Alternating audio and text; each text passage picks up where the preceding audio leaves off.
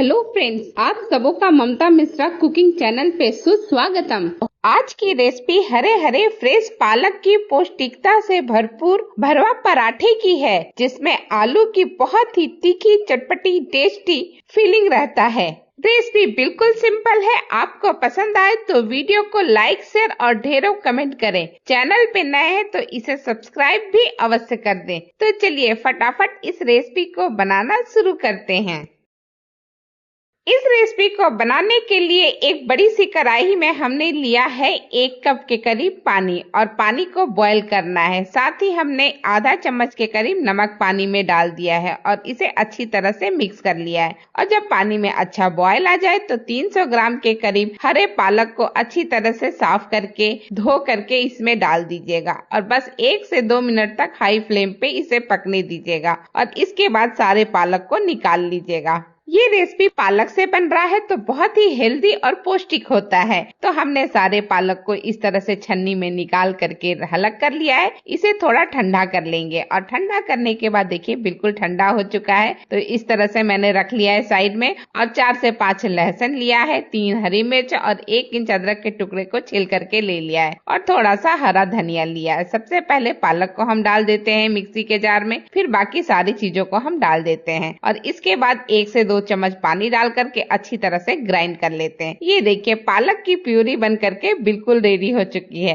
मैं आपको पास से दिखाती हूँ। बहुत ही परफेक्ट पीस करके रेडी हुआ है। इसे एक साइड में रखते हैं और एक बड़ी सी थाली में ले लेते हैं 2 कप गेहूं का आटा। आटा अच्छी तरह से छान करके लीजिएगा और इसके बाद हम इसमें डाल देते हैं 1/4 चम्मच नमक और आधा चम्मच के करीब अजवाइन को हाथों में अच्छी तरह से रगड़ करके क्रश करके डाल देते हैं और इसके अलावा इसमें और कुछ नहीं पड़ेगा। अब जो हमने पालक की प्यूरी बनाई है उसी प्यूरी में इस आटे को हम गूंथ करके रेडी करेंगे। तो थोड़ा थोड़ा डालिएगा, एक बार में ज्यादा डालेंगे तो आटा पतला होने का डर रहता है। वैसे तो जो हमने मेजरमेंट बताया है पानी और पालक का वो बिल्कुल परफेक्ट है इस आटे के लिए, लेकिन आप फिर भी थोड़ा थोड़ा करके डालिएगा और इस तरह से एक स्मूथ सा डो बना करके रेडी कर लीजिएगा। जरूरत हो तो 1 चम्मच पानी भी यूज कर सकते हैं। और जब आटा गूंथ करके रेडी हो जाए तो आधा चम्मच ऑयल डाल दीजिए, कोई सा भी कुकिंग ऑयल, और इसे एकदम स्मूथ बना करके इसे फैला करके ढक करके कम से कम आधे घंटे का रेस्ट दीजिए। चलिए स्टफिंग बनाते हैं। तो स्टफिंग के लिए हमने एक पैन में ले लिया है 1 चम्मच सरसों का तेल और उसमें डाल दिया है आधा चम्मच सरसों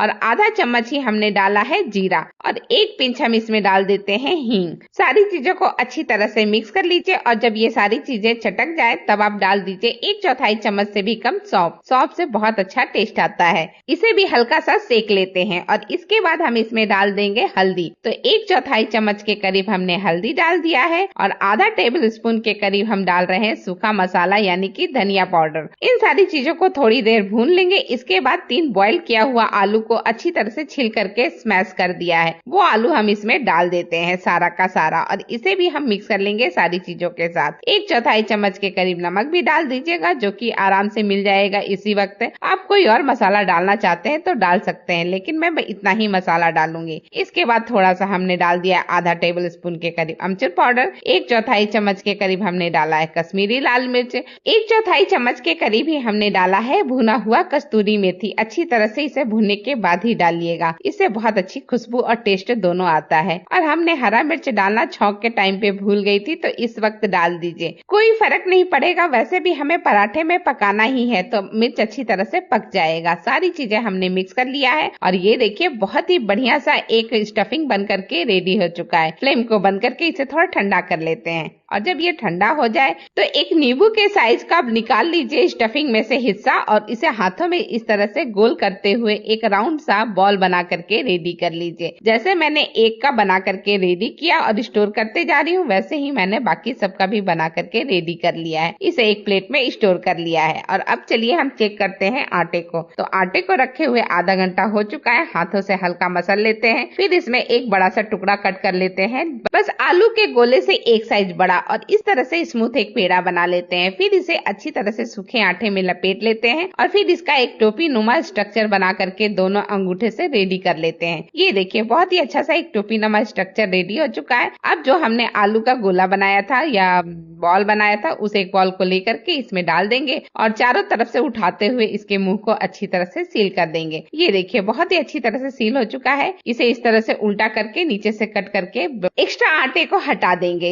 इस तरह से देखिए बहुत सावधानी से हमने कट कर लिया है और इसे जो बाकी का हिस्सा रहा उसी में चिपका देंगे और वापस से बॉल को एक बढ़िया सा शेप दे देंगे। फिर थोड़ा सा दबा करके चपटा कर लेंगे और सूखे आटे में अच्छी तरह से लपेट लेंगे और इसे पहले हम हथेली से थोड़ा बड़ा कर लेंगे। देखिए काफी बड़ा हो चुका है। तो अब इसमें हम बेलन चलाना शुरू करेंगे और एक बड़ी सी पराठे जैसा बना करके हम रेडी करेंगे। ये नॉर्मल पराठा से हल्का सा मोटा होता है। कितना मोटा होता है मैं आपको दिखाती हूँ। ये देखिए बस इतना सा ही। और एक हमारा पराठा बन करके रेडी हो चुका है। तो चलिए इसे सेकते हैं। तो सेकने के लिए तवा पहले ही गर्म कर रखा था, उसके ऊपर हमने इस पराठे को डाल दिया है। जब एक साइड का अच्छी तरह से सिक जाए तो इसे पलट करके दूसरे साइड को भी सिकने देंगे और ऊपर वाले हिस्से में थोड़ा सा हम कुकिंग ऑयल लगा लेंगे और इसी तरह से दोनों ही साइड में हम कुकिंग ऑयल लगा करके रेडी कर लेंगे पराठे को।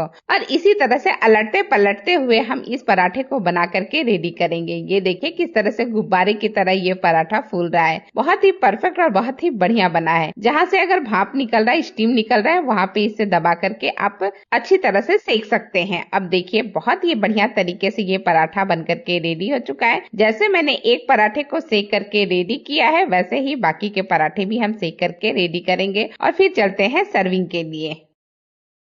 सर्विंग के लिए मैंने 4 पराठे को बना करके रेडी कर लिया है और ऊपर एक छोटा सा बटर का टुकड़ा डाल दिया है। बहुत ही सुंदर और बहुत ही बढ़िया लग रहा है। इसे आप टोमेटो केचप के साथ खाइए, चटनी के साथ खाइए या फिर आप इसे चाय के साथ खाइए, सबके साथ बहुत बढ़िया लगता है। एक पराठे को मैं कट करके आपको दिखाती हूँ कि अंदर स्टफिंग कितनी अच्छी तरह से भरा हुआ है। ये देखिए बहुत ही बढ़िया तरीके से आलू की स्टफिंग नजर आ रही है। किनारे किनारे पे भी अच्छी तरह से स्टफिंग गया हुआ है। बस ये लीजिए यमी सा पराठा बन करके रेडी हो चुका है। वीडियो समाप्त करती हूँ। आप सबों का धन्यवाद। Thank you.